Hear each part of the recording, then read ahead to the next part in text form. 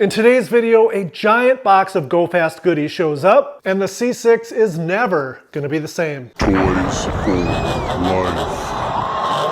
Last season, the C6 got a new fast LSXR 102 intake manifold, a pretty serious street performance camshaft, and a set of Speed Engineering long tube headers, and it was rewarded with about an extra 100 horsepower or so in the upper RPM ranges, with perhaps around 30 horsepower gained at 4,500 RPMs. That was enough extra horsepower to increase the speed of the LS2 powered C6 at the end of the quarter mile from 113 miles per hour stock all the way up to just about 121 miles per hour for a pretty decent performance gain. That having been said, winter is just about over here in the Midwest, and I've had several months to think about it, and I've decided that I want the C6 to pull as hard or harder than the supercharged C5 does, and as of right now, it just doesn't come close. So it's time to pick up the phone and give Andy and Josh a call at A&A Corvette and pick up one of their C6 Supercharger kits,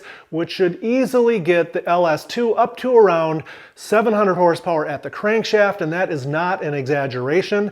They actually have kits that go much higher than that, but for me on the street where I use the car 99% of the time, I think around 700 at the crank is about perfect. Oh, and what's even better about supercharging versus the camshaft and header route is that with supercharging, you pick up horsepower at every single RPM point, all the way from 2,000 RPMs to redline. Let's make that call together. A&A Corvette, this is Josh. Hey Josh, it's Toys for Life. How you doing, sir? Good, man. What's going on? I've actually got a problem that I'm pretty sure that you can help me with. I got a C6 Corvette on the channel. I put a cam and headers in it, and it sounds pretty good. Makes about 100 more horsepower, but I think I'm ready to step up to closer to 550 horsepower to the rear tires. So can you help me order a kit? Oh, for sure. Yeah, no, we can get you going. And honestly, that power goal is probably pretty easy for the kid. So, yeah, it's definitely well within what you're wanting to do. Well, sweet. I'm on your website, and if it's okay with you, we can just kind of work through, your order screen, kind of in order of the items that are on there. Yeah, let me jump on there with you at the same time. Okay. Okay, I'm on that screen. Okay, so the year and model, it's a 2006 C6. So LS2 car.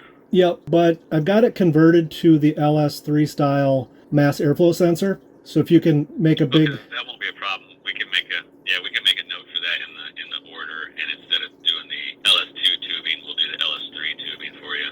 Okay, yeah, please make a big note there, because that's probably not the most common thing. The head unit. Josh, can you hold on a second? Somebody's at the door. And somehow FedEx was already here with my order.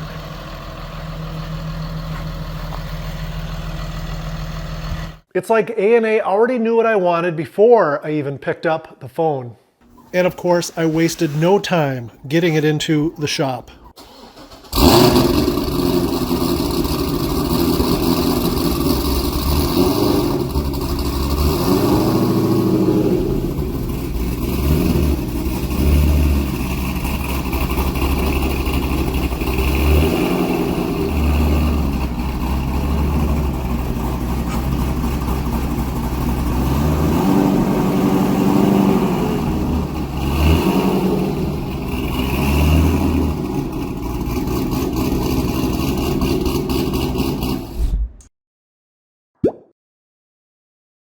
The head unit, I'm not trying to go crazy here. I'm shooting for no more than 600 to the rear tires. So I think the V3 SI is probably perfect for that. Would you agree? Yeah, if you're not planning on going over 650 wheel, do the V3 SI. That'll be perfect. If you wanted some room to grow, say up to 750 wheel with supporting mods, then start with the TI. But from what you're describing and just not trying to set any records, SI would be plenty snappy and easily make that 550 wheel number and still have some room to grow. Yeah, and I'm satisfied with what the C5 has, and that's under 600 as well. So I'm pretty confident I won't have any regrets there. So we'll go with the V3 SI.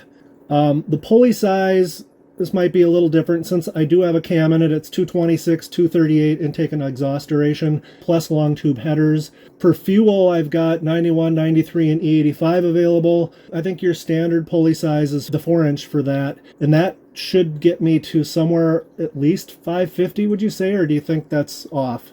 No, I think you're right.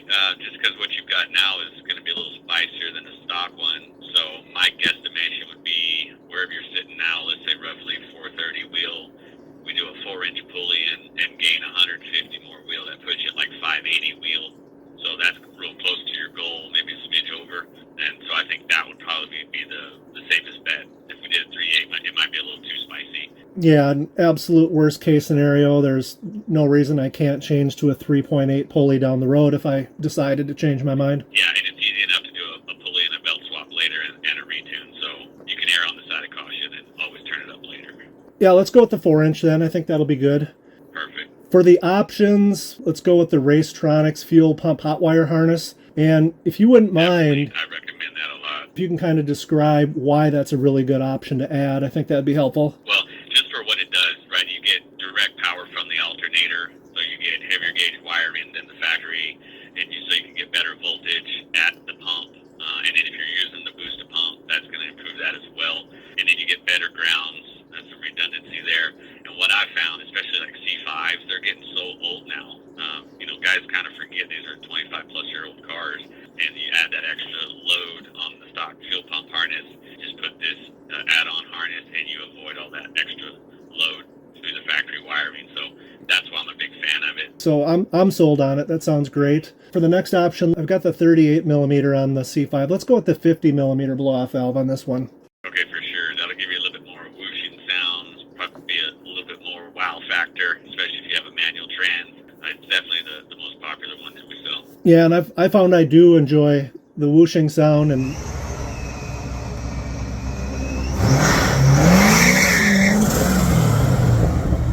it sets the car apart as being different, and it's an enjoyable sound. So that'll be fun to hear a little bit more noise, but not obnoxious.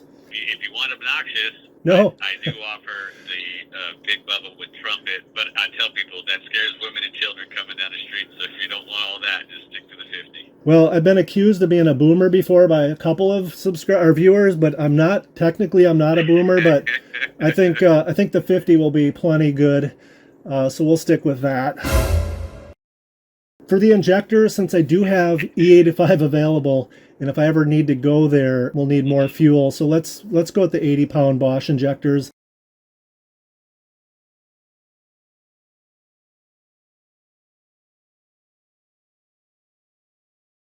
And then last, I think I'm going to hold off on the high-capacity radiator at this point. I live in the Midwest, and the C5's never had any issues with heat at all. If I lived in Arizona, maybe, but I'll see if I can get by without that for now. So did I miss any of the options or questions about the actual kit components? Only thing we didn't go over was the standard is polished finish. We do have the black finish upgrade, and it's usually just if guys have like that theme on the car already. But the standard polished is a little bit cheaper, and when you pop the hood, it's more of the wow factor, I would say, because of the bling. I like them both, actually, but since I like them equally, I'll just go with the polished. Absolutely. Put that money towards more mods. more tires, probably, right? Yeah, there you go. So we've got all the options and selections made for the kit. Yes, got it. Josh, I do have to give you my credit card here in just a second, so I'm going to stop the audio so I don't rattle off my numbers in the video.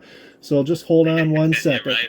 Let's not spread that viral. So as you can see, I've got parts kind of strewn about all over the place as I've opened up several of the boxes to show you some of the parts in this video. So let me pick things up a little bit and get things sorted a little bit, and I'll be right back. So rather than doing a quick 6-minute drive-by video on how to supercharge your C6 Corvette, this is going to be a multi-part video series with the goal of it being the most comprehensive video series on YouTube that shows just about every step from A to Z on how to install an A&A supercharger kit on your C6 Corvette. I did a how-to video several years ago when I supercharged the C5. It's right up here if you're interested. And let's just say this how to supercharge your C6 video series should be much more comprehensive, and it should have vastly better production quality. I know a lot of you guys have questions about the A&A Corvette C5 and C6 Supercharger kits, so if you have questions, leave them in the comments below. I'll be sure to compile them, and I'll ask as many of these questions to Andy and Josh at A&A Corvette so we can get the right answers. So if you have a question, leave it in the comments below. The How to Supercharge Your C6 video series is going to take several weeks to complete because I want to break it into little chunks which make rational sense in kind of the steps of the order of completion of the different components that need to be installed. At the same time, I will also have other projects in the shop that need to be completed. I'll probably sprinkle in a few different unrelated C5 and C6 videos along the way. And then I have to do all of the recording of the installation. I have to do all of the editing and then get that polished up so it's ready for you guys to watch. So if you're not already subscribed, be sure that you do so that you don't miss any of the video series, or you can come back often to make sure you catch them that way. And now, thanks for watching, and I got a lot of work to do.